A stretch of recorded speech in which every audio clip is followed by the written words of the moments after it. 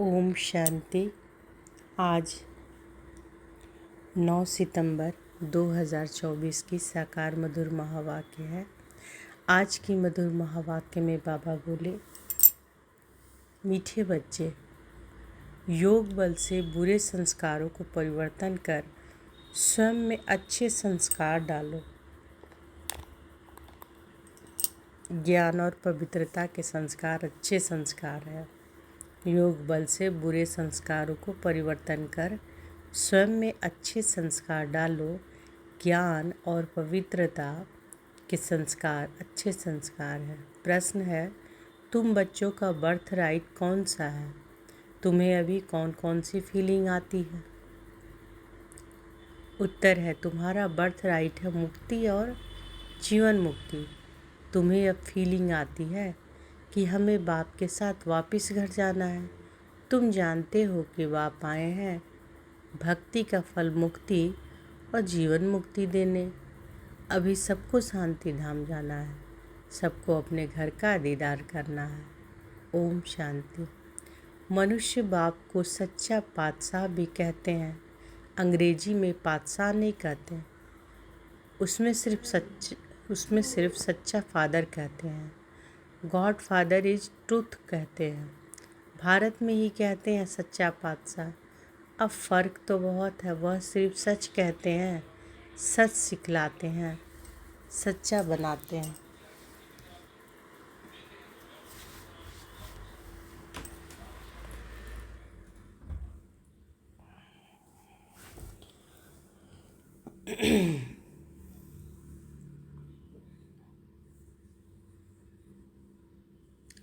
भारत में ही कहते हैं सच्चा पातशाह।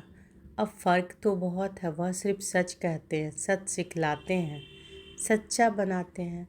यहाँ कहते हैं कि सच्चा पातशाह सच्चा भी बनाते हैं और सचखंड का बादशाह भी बनाते हैं।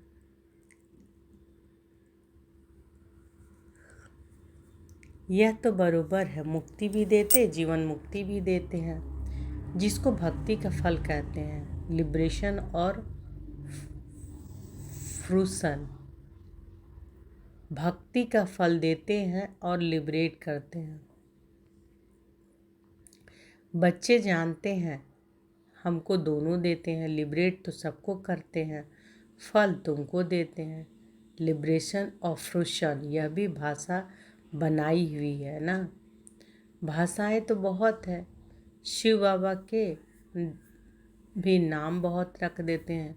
कोई को कहो कि उनका नाम शिव बाबा है तो कह देते हैं हम तो उनको मालिक ही कहते हैं। मालिक तो ठीक है, परंतु उसका भी नाम चाहिए ना। नाम रूप से न्यारी कोई चीज़ होती नहीं, मालिक भी कोई चीज़ का बनता है ना।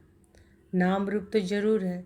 अभी तुम बच्चे जानते हो कि अब बाप बरोबर लिबरेट भी करते हैं। फिर शांति धाम में सबको ज़रूर जाना है, अपने घर का दीदार सबको करना है। घर से आए हैं तो पहले उनका दीदार करेंगे। उनको कहते हैं गति सदगति। अक्षर कहते हैं परंतु अर्थ रहित। तुम बच्चों को तो फीलिंग रहती है कि हम अपने घर भी जाएंगे और फल भी मिलेगा। नंबरवार तुमको मिलता है तो और धर्म वालों को भी फिर समय अनुसार मिलता है, समय अनुसार मिलता है। तो बाबा क्या करें, नंबरवार तुमको मिलता है तो और धर्म वालों को फिर समय अनुसार मिलता है। बाप ने समझाया था, यह पर्चा है बहुत अच्छा। तुम स्वर्गवासी हो या नरकवासी हो, तुम बच्चे ही जानते हो कि यह मुक्ति जीवन मुक्ति दोनों गॉड फादरली बर्थ राइट है। तुम लिख भी सकते हो, बाप से तुम बच्चों को यह बर्थ राइट मिलता है। बाप से बनने से दोनों चीज़ें प्राप्त होती है। वह है रावण का बर्थ राइट, यह है परम पिता परमात्मा का बर्थ राइट। यह है भगवान का बर्थ राइट, वह है शैतान का बर्थ राइट। ऐसा लिखना चाहिए जो कुछ समझ सके।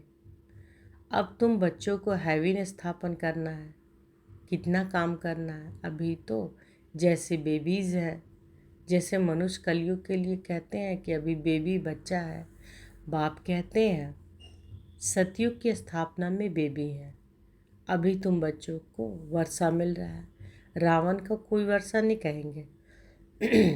गॉड फादर से तो वर्षा मिलता है, वह कोई फादर थोड़ी है।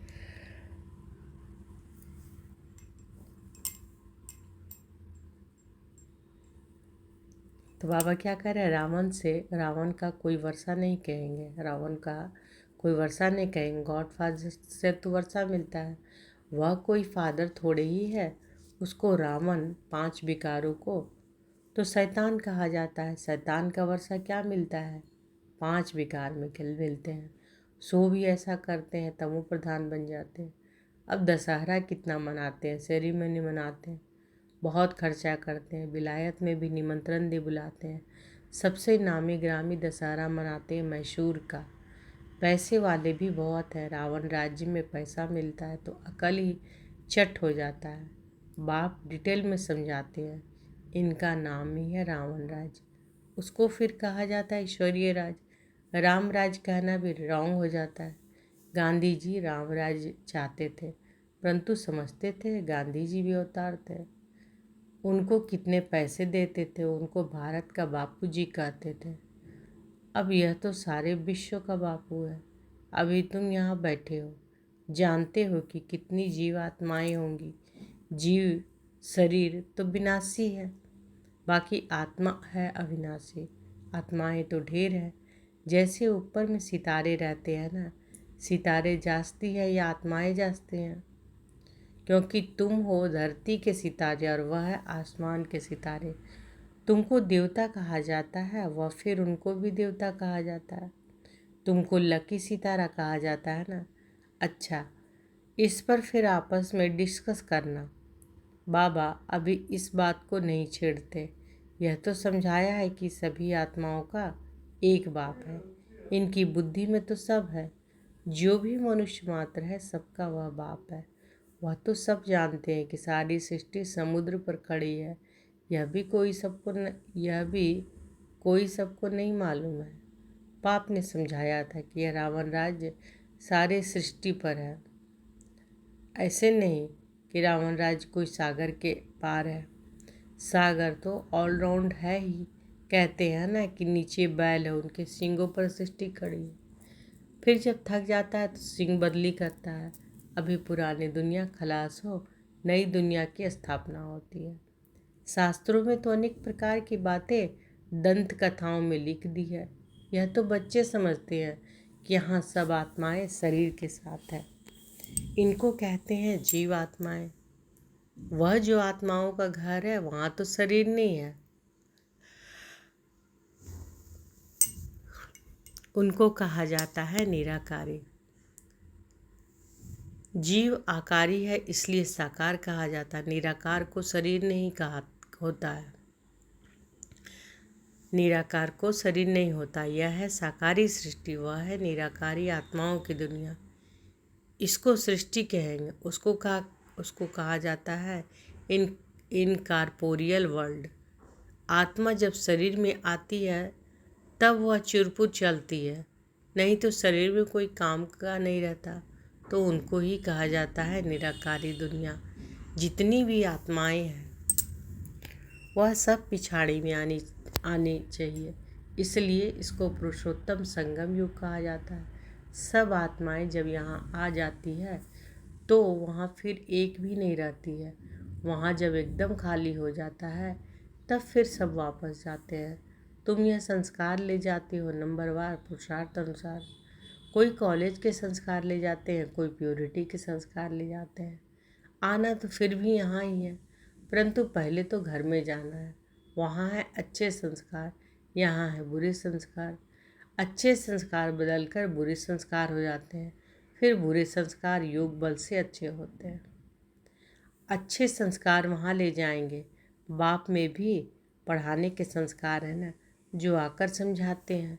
रचयिता और रचना के आदि मध्य अंत का राज समझाते हैं। बीज की भी समझानी देते हैं तो सारे झाड़ की भी समझानी देते हैं। बीज की समझानी है ज्ञान और झाड़ की समझानी हो जाती है भक्ति।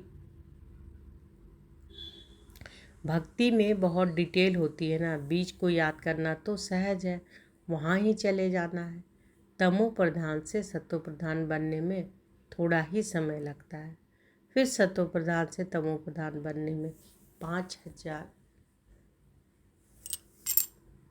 वर्ष लगते हैं। एक्यूरेट, यह चक्र बड़ा एक्यूरेट बना हुआ है जो रिपीट होता रहता है और कोई यह बातें बता ना सके। तुम बता सकते हो। आधा आधा किया जाता है, आधा स्वर्ग आधा नर्क। फिर उनका डिटेल भी बताते हैं।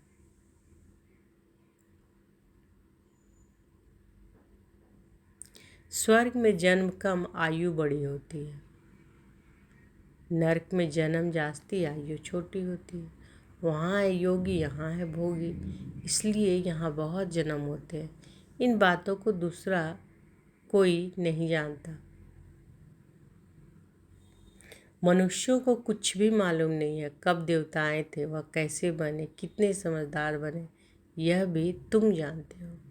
बाप इस समय बच्चों को पढ़ाकर 21 जन्मों के लिए वर्षा देते हैं। फिर यह तुम्हारे संस्कार रहते नहीं। जैसे राजाई के संस्कार होते हैं तो ज्ञान के, पढ़ाई के संस्कार पूरे हो जाते हैं। यह संस्कार पूरे हुए तो नंबरवार पुरुषार्थ अनुसार रुद्रमाला में पिरोए जाएंगे। फिर नंबरवार आएंगे पाठ बजाने। जिसने पूरे 84 जन्म लिए हैं वह पहले आते हैं। उनका नाम भी बतलाते हैं। श्री कृष्ण तो है फर्स्ट प्रिंस ऑफ हेवन। तुम जानते हो, सिर्फ एक थोड़े ही होगा, सारी राजधानी होगी ना। राजा के साथ तो फिर प्रजा भी चाहिए। हो सकता है एक से दूसरे पैदा होते जाए। अगर कहें 8 इकट्ठे आते हैं, परंतु श्री कृष्ण तो नंबर 1 में आएगा ना। 8 इकट्ठे आते हैं तो फिर श्री कृष्ण का इतना गायन क्यों? यह सब बातें आगे चलकर समझाएंगे। कहते हैं ना, आज तुमको बहुत गुई ते गुई बातें सुनाता हूँ। कुछ तो रहा हुआ है ना। यह युक्ति अच्छी है। जिस बात में देखो नहीं समझते हैं तो बोलो हमारी बड़ी बहन उत्तर दे सकती है, या तो कहना चाहिए कि अभी बाप ने बताया नहीं है। दिन प्रतिदिन गुई ते गुई सुनाते हैं। इस कहने में लज्जा की बात नहीं। गुई ते गुई पॉइंट्स जब सुनाते हैं तो तुमको सुनकर बहुत खुशी होती है। पिछाड़ी में फिर कह देते हैं मन मना भाव, मध्याजी भाव। अक्षर भी शास्त्र बनाने वाले ने लिखा है। मूंझने की तो जरूरत नहीं है। बच्चा बाप का बना और बेहद का सुख मिला। इसमें मनसा वाचा कर्मणा पवित्रता की ज़रूरत है। लक्ष्मी नारायण को बाप का वर्षा मिला है ना। यह पहले नंबर में है जिनकी ही पूजा होती है। अपने को भी देखो कि हमारे में ऐसे गुण हैं। अभी तो बेगुण है ना। अपने अवगुणों का भी किसी को पता नहीं है। अभी तुम बाप के बने हो तो जरूर चेंज होना पड़े। बाप ने बुद्धि का ताला खोला है। ब्रह्मा और विष्णु का भी राज समझाया है। यह है पतित, वह है पावन। एडॉप्शन इस पुरुषोत्तम संगम युग पर ही होती है। प्रजापिता ब्रह्मा जब हैं तब तभी एडॉप्शन होती है। सतयुग में तो होती नहीं। यहाँ भी किसी को बच्चा नहीं होता है तो फिर अडॉप्ट करते हैं। प्रजापिता को भी जरूर ब्राह्मण बच्चे चाहिए। यह है मुख वंशावली। प्रजापिता को भी जरूर ब्राह्मण बच्चे चाहिए। यह है मुख वंशावली। वह होते हैं कुख वंशावली। ब्रह्मा तो नामी ग्रामी है, इनका सरनेम ही बेहद का है। यह समझते हैं कि प्रजापिता, सब समझते हैं कि प्रजापिता ब्रह्मा आदि देव है। उनको अंग्रेजी में कहेंगे ग्रेट ग्रेट ग्रैंडफादर। यह है बेहद का सरनेम। वह सब होते हैं हद के सरनेम। इसलिए बाप समझाते हैं। यह जरूर सबको मालूम होना चाहिए कि भारत बड़े थे बड़ा तीर्थ है जहाँ बेहद का बाप आते हैं। ऐसे नहीं कि सारे भारत में विराजमान हुआ। शास्त्रों में मगध देश लिखा हुआ है, परंतु नॉलेज कहाँ दिखाई। आबू में कैसे आए। दिलवाड़ा मंदिर भी यहाँ पूरा यादगार है। जिन्होंने भी बनाया उन्हों की बुद्धि में आया और बैठकर बनवाया। एक्यूरेट मॉडल तो बना ना सके। बाप यहाँ ही आकर सर्व की सदगति करते हैं, मगध देश में नहीं। वह तो पाकिस्तान हो गया। यह है पाकिस्तान। वास्तव में पाकिस्तान तो स्वर्ग को कहा जाता है। पाक और नापाक का ये सारा ड्रामा बना हुआ है। तो बाबा क्या बोल रहे हैं? पाक और नापाक का ये सारा ड्रामा बना हुआ है। तो मीठे मीठे सिक्के लदे बच्चे, तुम यह समझते हो कि आत्माएं परमात्मा अलग रहे बहुकाल? कितने काल के बाद मिले हैं, फिर कब मिलेंगे। सुंदर मेला कर दिया है जब सतगुरु मिला दलाल के रूप में। गुरु तो बहुत है इसलिए सतगुरु कहा जाता है। स्त्री को जब हथियाला बांधते हैं तो भी कहते हैं कि यह पति तुम्हारा गुरु ईश्वर है। पति तो पहले पहले नापाक बनाते हैं। आजकल तो दुनिया में बहुत गंद लग पड़ा है। अब तुम बच्चों को तो गुलगुल बनना है। तुम बच्चों को पक्का पक्का हथियाला बाप मानते हैं। यूं तो शिव जयंती के साथ ही रक्षाबंधन हो जाता है। गीता जयंती भी हो जानी चाहिए। श्री कृष्ण की जयंती थोड़ा देरी से नई दुनिया में हुई है। बाकी त्योहार सब इस समय के हैं। रामनवमी कब हुई यह भी कोई को पता है क्या? तुम कहेंगे नई दुनिया में। 1250 वर्ष के बाद भी रामनवमी होती है।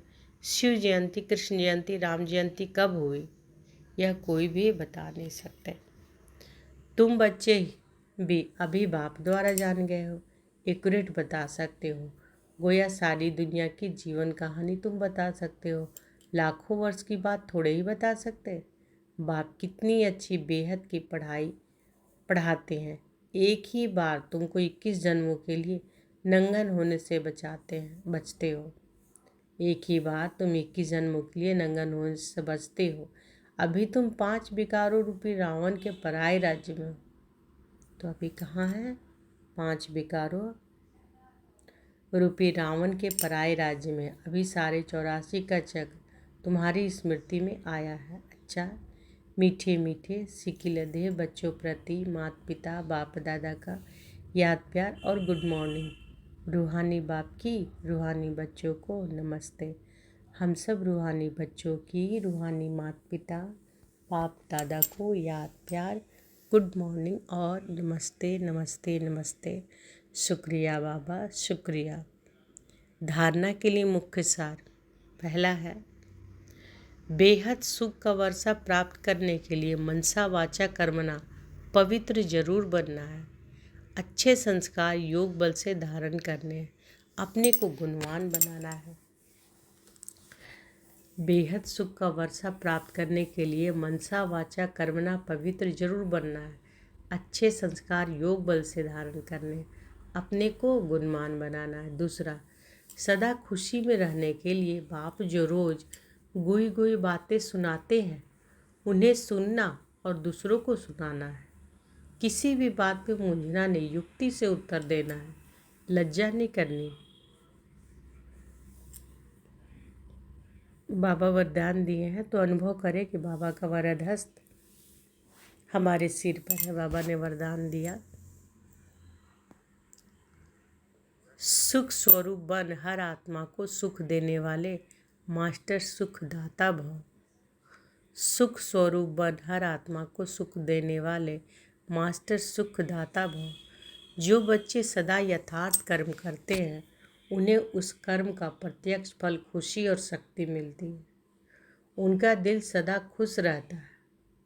जो बच्चे सदा यथार्थ कर्म करते हैं उन्हें उस कर्म का प्रत्यक्ष फल खुशी और शक्ति मिलती है। उनका दिल सदा खुश रहता है। उन्हें संकल्प मात्र भी दुख की लहर नहीं आ सकती। संगम योगी ब्राह्मण अर्थात दुख का नाम निशान नहीं, क्योंकि सुखदाता के बच्चे हैं। ऐसे सुखदाता के बच्चे स्वयं भी मास्टर सुखदाता होंगे। वे हर आत्मा को सदा सुख देंगे। वे कभी न दुख देंगे न दुख लेंगे। स्लोगन है, मास्टर दाता बन सहयोग स्नेह और सहानुभूति देना, यही रहमदिल आत्मा की निशानी। तो रहमदिल आत्मा की निशानी क्या है? मास्टर दाता बन सहयोग स्नेह और सहानुभूति देना, यही रहमदिल आत्मा की निशानी। तो आज के महावाक्य में बाबा क्या बोले?